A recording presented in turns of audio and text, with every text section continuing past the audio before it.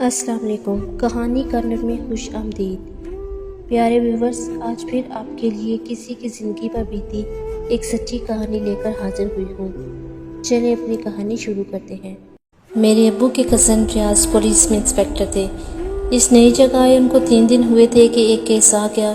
کسی عورت کے قتل کا معاملہ تھا۔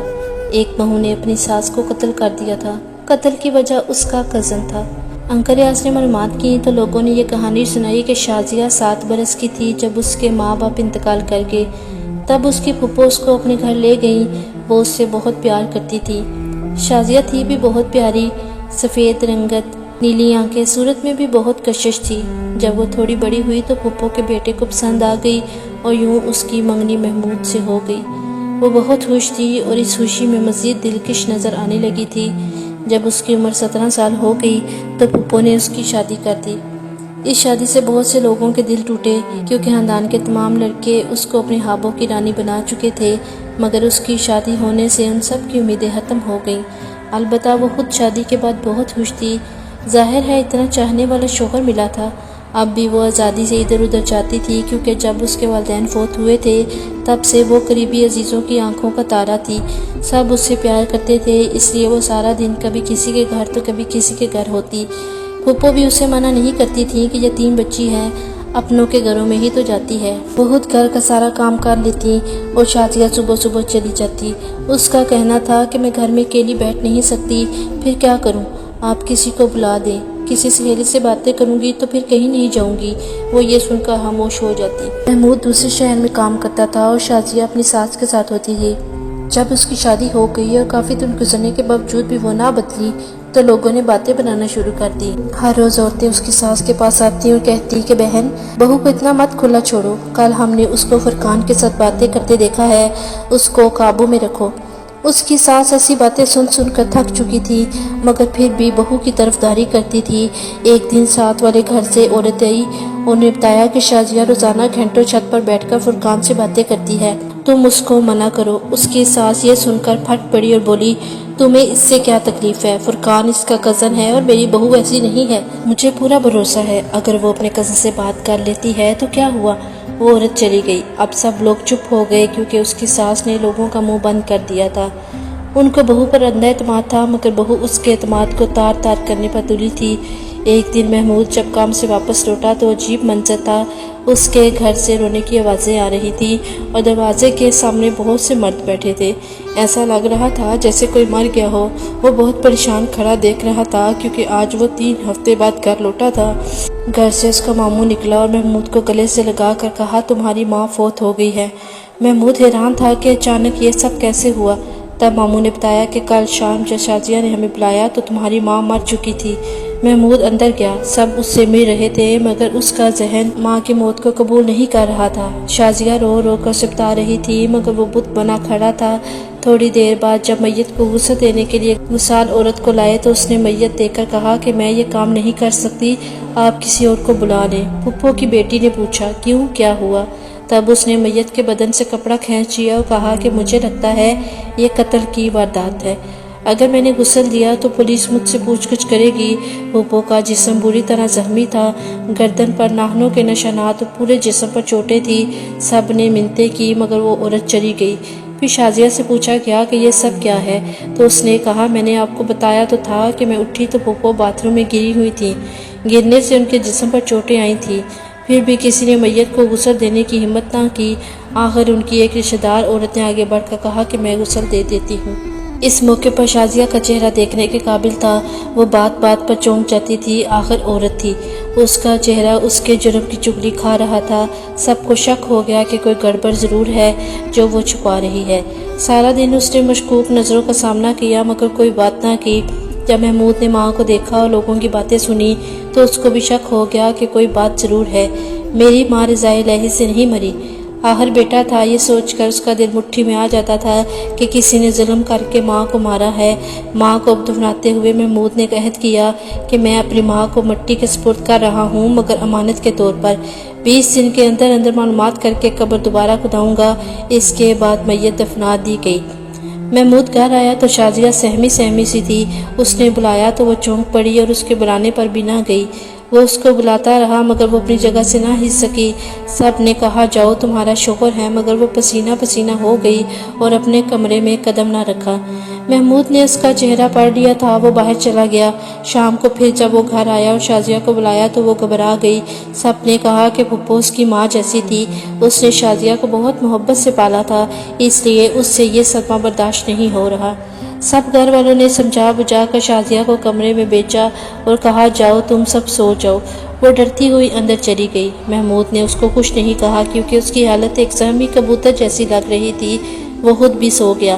تقریباً آدھی رات کو شازیہ نیند سے اٹھ بیٹھی اور زور زور سے رو کر کہنے لگی کہ پھپھو کو فرقان نے مارا ہے محمود، میں بے قصور ہوں۔ محمود نے اس کو تسلی دی اور کہا سو جاؤ، مگر وہ خود نہ سو سکا۔ وہ سوچ رہا تھا کہ ہو سکتا ہے وہ نیند میں ڈر گئی ہو۔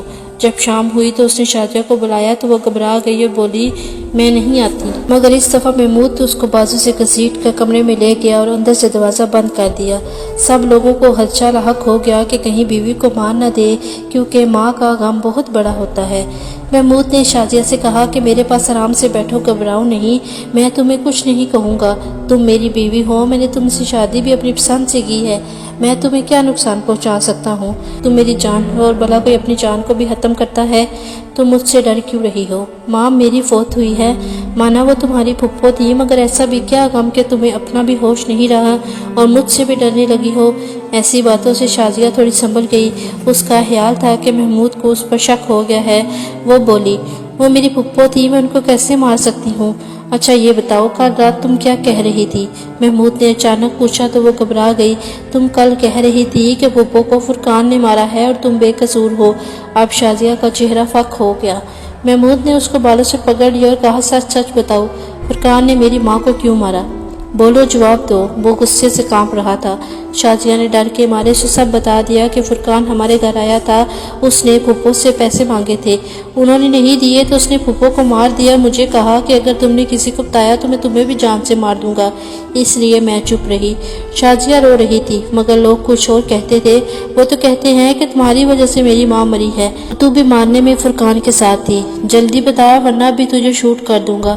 محمود نے دھمکی دی اور بیوی پر آنکھیں نکال لی۔ وہ بہت غصے میں تھا، تبھی شازیہ نے سچ سچ بتا دیا۔ فرقان اور میں روزانہ چھپ کر ملتے تھے، وہ مجھے پسند کرتا تھا، مگر میری منگنی آپ سے ہو گئی، اس لیے میں نے کچھ نہ کہا، مجھے وہ شروع سے اچھا لگتا تھا، پھپھو نے مجھے پالا پوسا بڑا کیا تو میں ان کو انکار نہ کر سکی اور آپ سے شادی کر لی۔ میں آپ کو بھی پسند کرتی تھی، لیکن جب آپ گھر پر نہیں ہوتے تھے تو میں فرقان سے ملا کرتی تھی۔ لوگوں نے پھپھو کو کہا مگر انہوں نے لوگوں کی باتوں کا یقین نہ کیا۔ اس طرح میرے حوصلے بلند ہو گئے اور پھر آپ بھی کئی ہفتوں تک باہر رہتے تھے۔ میں بھی آخر انسان ہوں، کب تک تنہائی جھیلتی۔ اس رات بھی وہ مجھ سے ملنے آیا تھا، پھپھو سو رہی تھی، اس لیے میں نے فرقان کو بلایا۔ وہ بھی بیٹھا ہی تھا کہ پھپھو کمرے میں آ گئی۔ وہ مجھے دودھ کا گلاس دینے آئی تھی۔ میں ان کو دیکھ کر گھبرا گئی۔ فرقان نے سلام کیا تو انہوں نے گالیاں دینا شروع کر دی اور مجھے بھی ڈانٹا کہ شوہر کے پیچھے یہ گل کھلاتی ہو۔ میں نے اسے صرف باتیں کرنے کو بلایا تھا، مگر وہ نہ مانی اور کہا کہ محمود کو آنے دو، میں اسے سب بتا دوں گی۔ تب فرقان نے ان کا خاتمہ کر دیا۔ اس کا کہنا تھا کہ اگر یہ زندہ بچیں تو تمہارے خاوند کو بتا دیں گی، وہ تم کو زندہ نہیں چھوڑے گا۔ سو میں نے اس کی باتوں پر عمل کیا۔ ان کے جسم پر چرکے لگائے، میں نے پھپھو کو پگڑے رکھا، ان کا کافی خون نکل آیا تھا اور وہ بے ہوش ہو گئی تھی۔ تب اس نے ان کے منہ پر تکیہ رکھ دیا تاکہ سانسیں جلدی ختم ہو جائیں۔ جب یقین ہو گیا کہ وہ مر چکی ہیں تو وہ ان کو گھسیٹ کر باتھ روم میں لے گیا اور مجھے کہا کہ میں جا رہا ہوں، تم سب کو اکٹھا کر کے کہو کہ پھپھو باتھ روم میں گری ہوئی ہیں۔ سو میں نے لوگوں کو بلا لیا اور کہا کہ اٹھتے ہوئے ان کے سر پر ٹوٹی لگی تھی اور یہ گر کر زخمی ہوئی ہیں۔ ساری حقیقت سن کر محمود کی آنکھیں سرخ ہو گئیں۔ اس نے کہا تم نے میری ماں کو مار دیا، میں تمہیں زندہ نہیں چھوڑوں گا، مگر پہلے میں فرقان سے مل لوں۔ وہ اسی وقت اٹھا، بازار سے تیز دھار چھری خریدی اور سیدھا فرقان کے گھر گیا۔ اگلے دن اس کی ماں کا سوئم تھا۔ اس نے فرقان سے کہا یار ذرا بازار تک میرے ساتھ چلو، کچھ سامان لینا ہے۔ وہ اس کے ساتھ چلا گیا۔ وہ جب قبرستان کے قریب سے گزرے تو کافی اندھیرا تھا۔